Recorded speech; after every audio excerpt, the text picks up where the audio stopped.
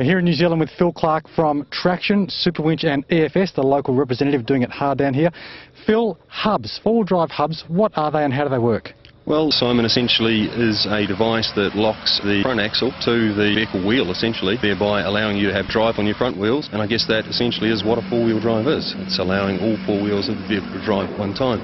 Some vehicles have auto hubs and manual hubs. What does that mean? An automatic hub essentially can be engaged from inside the vehicle normally. Manual hub, essentially you'll have to get out of the vehicle. There'll be a dial in the wheel area where your hub is. Turn the dial, lock it in, and that gives you a manually locked-in hub system. So Phil, when somebody's operating their freewheeling hubs on the front of the vehicle, should they be stiff or should they be loose? It shouldn't be loose, but it shouldn't be stiff either. It should be just smooth. And as long as you know how far your actuation is, you'll be fine. You won't have a problem. You'll know that your hub's locked in. Now, you won't necessarily feel a click, but if you're aware of the hub that you own, you'll know that it's either half turn, like a Superwinch hub for instance, or a full turn for perhaps a worn hub. And a half turn is generally more convenient and a lot quicker than a full turn? Most definitely a half turn is definitely more convenient.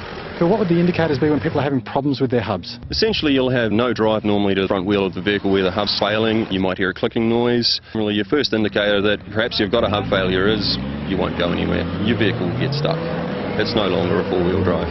What about oil seepage, Phil? If you're seeing oil seepage, it's not generally a failure of the hub. It might perhaps be an axle seal, oil's getting past, and the hub's not designed to hold oil. It's not designed as an oil canister, so if you have got oil leaking out of your hub, it's probably time to take it off and have a closer look at the rest of your running gear back from the hub.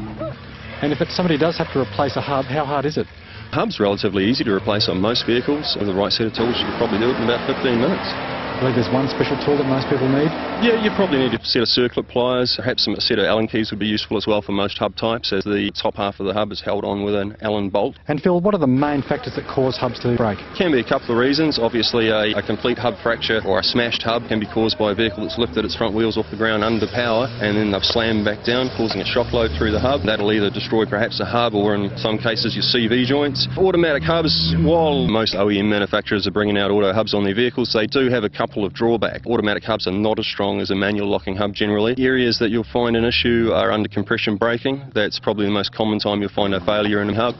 Another sort of area of weakness, if you like, is essentially they're not designed to work in reverse. Now, that's great if you're on the open road or going across a paddock, but not particularly good if you're wanting to, if you have a failed descent or a failed hill climb and you're wanting to get back down in a safe manner in four-wheel drive.